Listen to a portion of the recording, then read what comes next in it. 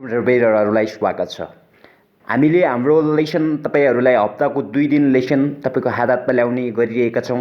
Our technology development online channel र त्यसै गरी टेक्नोलोजी लाइब्रेरीबाट तपाईँलाई थ्योरी हामी आवर टेक्नोलोजी च्यानलबाट तपाईँहरूलाई उपलब्ध गराइरहेका छौँ भने टेक्नोलोजी लाइब्रेरीबाट तपाईँलाई प्र्याक्टिकल रूपमा हामीले तपाईँको हातमा कोर्स उपलब्ध गराइरहेका छौँ। हाम्रो तपाईँलाई प्रतिबद्धता, हाम्रो प्रमिस के हो भने तपाईँहरूले कुनै पनि इन्स्टिट्युटमा अब जानै पर्दैन। तपाईँलाई हामी घरमै सजिलो र तपाईँलाई बुझ्ने तरिकाले हामी तपाईँका मोबाइल बेसिकदेखि कम्प्युटर बेसिकदेखि एडभान्स कोर्सहरू हातमै दिनेछौँ।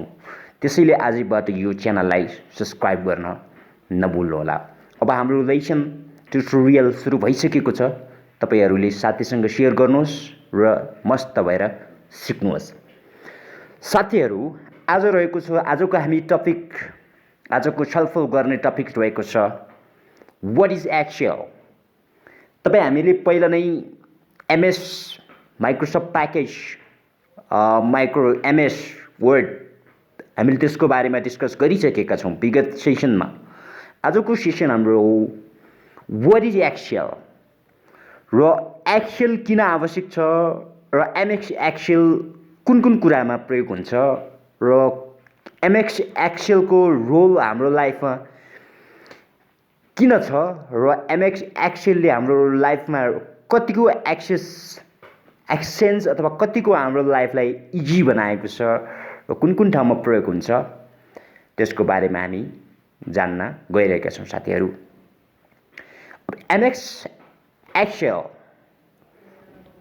एमएस एक्सेल भनेको तपाईँले एकचोटि इमेजिन गर्न सक्नुहुन्छ।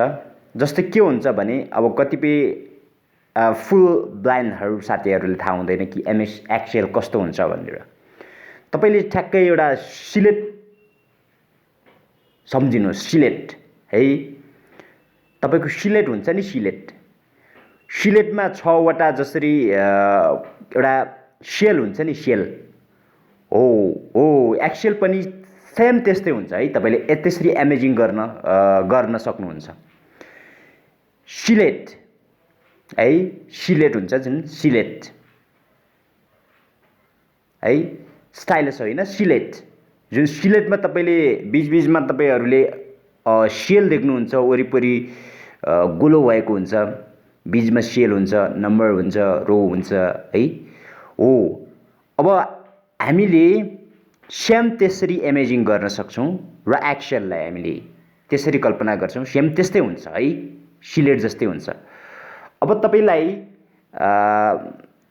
माथि 1 2 हुन्छ भने नम्बर, त्यसपछि तल A1 B2 B3 A1 B1 B2 B3 भन्ने हुन्छ है त।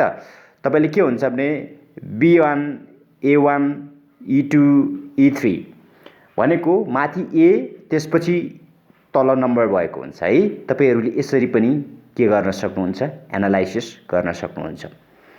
तपाईँले जब एनालाइसिस गरिसक्नुभयो, अब तपाईँले के कन्फ्युज नहुनुहोला भने तपाईँको यो एमएस एक्सेल भनेको सेम सिलेट र स्टाइलस जस्तै हुन्छ भनेर, स्लेट जस्तै हुन्छ भनेर तपाईँले एनालाइसिस गर्न सक्नुहुन्छ।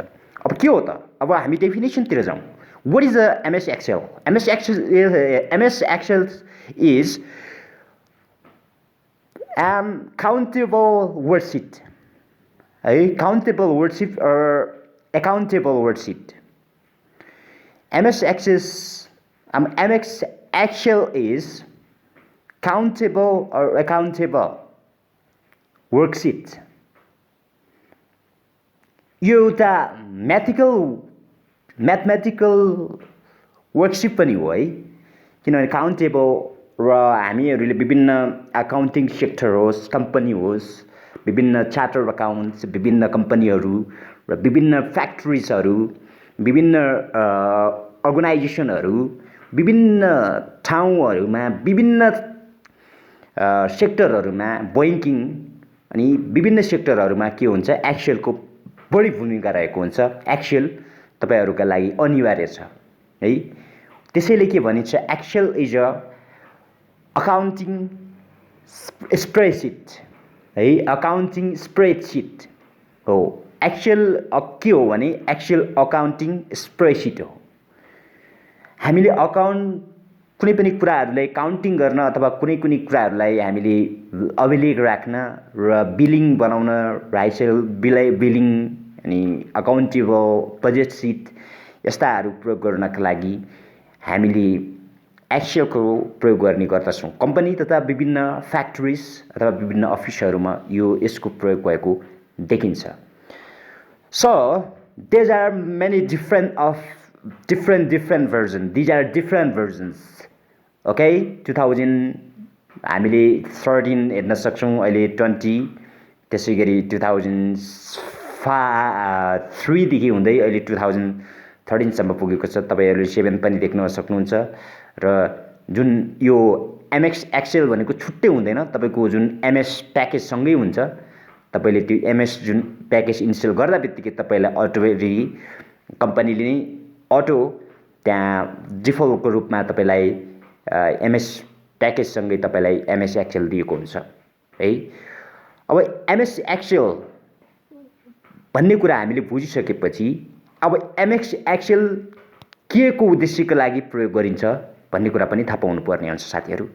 एमएस एक्सेल यस्तो सफ्टवेयर हो कि तपाईको कुनै पनि म्याथमेटिकल होस् अथवा कुनै पनि एउटा जटिल हिसाबहरूलाई सहजीकरण अथवा सरल तरिकाले सल्युसन निकाल्नका लागि, सल्युसन फाइन्ड आउट गर्नका लागि यसको प्रयोग गरिएको देखिन्छ।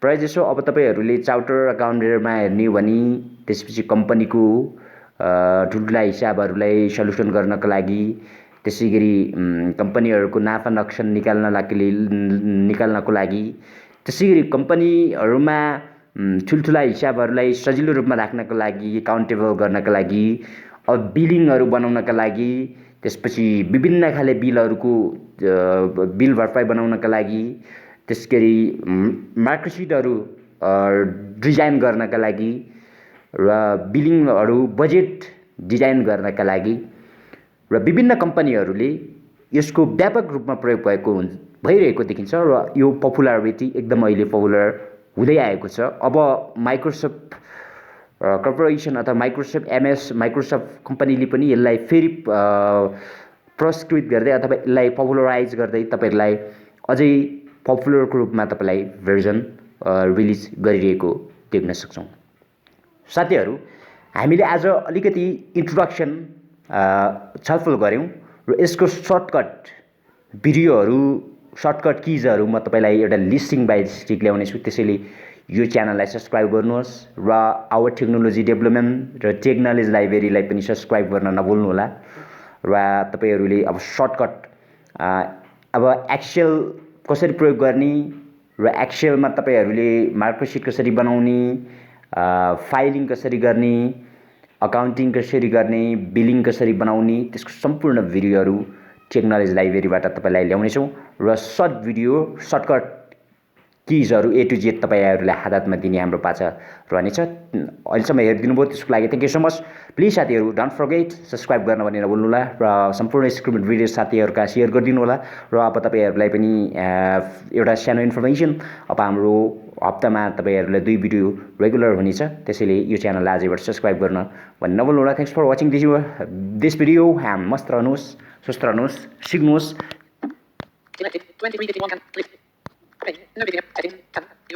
सिक्न चाहिँ नछोड्नुहोस् भन्दै thank you so much for watching this video and love you all. Next भिडियोमा हामी भेट्नेछौँ। Have a good day, see you again.